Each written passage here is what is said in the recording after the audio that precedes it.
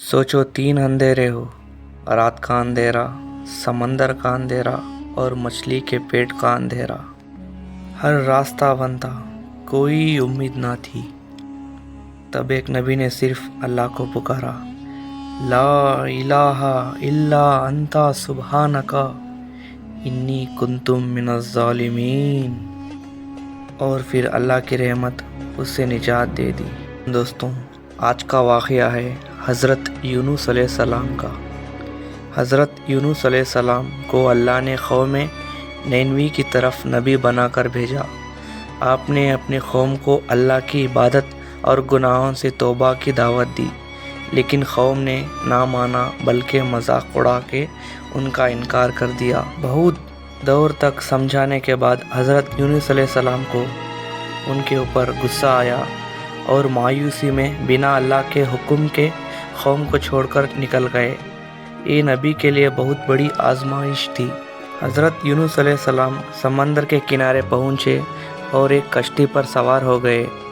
समंदर में अचानक सख्त तूफान आ गया, कश्ती डूबने लगी। कश्ती में सारे लोग खुरानंदाजी के एक शख्स को समंदर में फेंकने का फ़ैसला लिया। खुरानंदाजी मतलब सारे लोगों का नाम लिखकर एक चिट्ठी में नाम निकाला। उस नाम में हज़रत यूनुस अलैहिस्सलाम का नाम निकला। जैसे ही आप समंदर में गिरे, अल्लाह के हुक्म से एक बड़ी मछली आपको ज़िंदा निगल गई। उस अंधेरे में हज़रत यूनुस अलैहिस्सलाम ने अपनी गलती का एहसास किया और दिल से अल्लाह को पुकारा, ला इलाहा इल्ला अंता सुब्हानका इन्नी कुंतु मिनज़ ज़ालिमीन। ऐ अल्लाह, तेरे सिवा कोई माबूद नहीं, तू पाक है, बेशक मैं ज़ालिमों से हूँ। ये दुआ इतनी ताकतवर थी कि अल्लाह ने कबूल फरमा ली। मछली को हुक्म दिया कि यूनुस अलैहिस्सलाम को समंदर के किनारे निकाल दो। हज़रत यूनुस अलैहिस्सलाम बहुत कमज़ोर हो गए थे, जिस्म पर निशान थे। अल्लाह ने उन पर एक बेलदार दरख्त उगा दिया ताकि उसे साया और शिफा मिले। इसके बाद हज़रत यूनुस अलैहिस्सलाम ने दोबारा अपने कौम के पास गए। इस मर्तबा पूरी कौम ने तौबा की और ईमान ले आए। ये तारीख़ का वो वाक़या है जहाँ पूरी कौम अज़ाब से बच गई। इस वाक़ये के बाद बड़ा पैगाम, अल्लाह से मायूस होना गुनाह है। गलती हो जाए तो तौबा और दुआ रास्ता है। मुश्किल से मुश्किल वक्त में भी अल्लाह बंदे की आवाज़ सुनता है।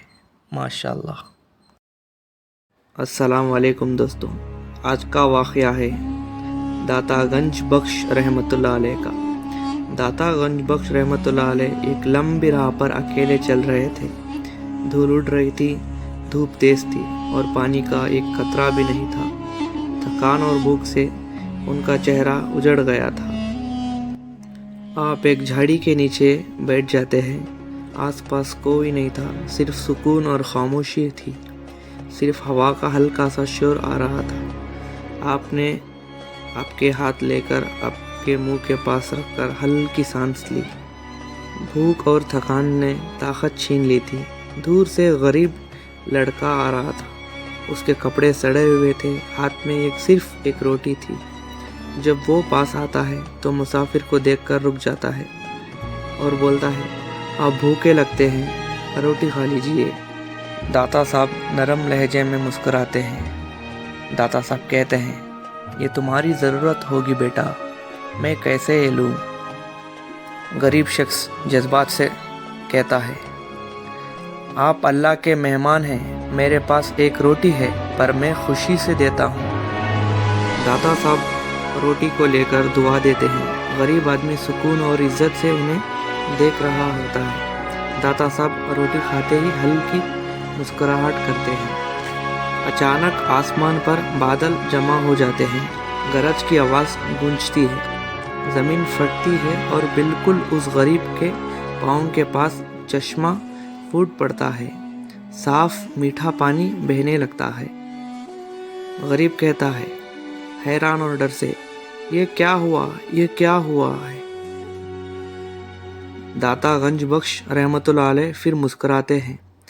साहब कहते हैं, ये तेरी इखलास की बरकत है। तुमने अल्लाह के बंदे को अपनी ज़रूरत के बावजूद खिलाया। अल्लाह ने तुम्हारे लिए रिज़्क़ का दरवाज़ा खोल दिया है। इतने कहने पर गरीब रो पड़ता है। وہ داتا صاحب کے قدموں میں گر جاتا ہے اور توبہ کرتا ہے۔ اس واقعے کے بعد غریب شخص داتا صاحب کا ساتھی بن جاتا ہے، دل بدل چکا ہوتا ہے، روحانی سفر اس کا شروع ہو جاتا ہے۔ اس واقعے سے اخلاص سے دی ہوئی چھوٹی چیز بھی اللہ کے نزدیک بہت بڑھاتی ہے۔ نیکی کبھی ضائع نہیں ہوتی۔ ماشاء اللہ۔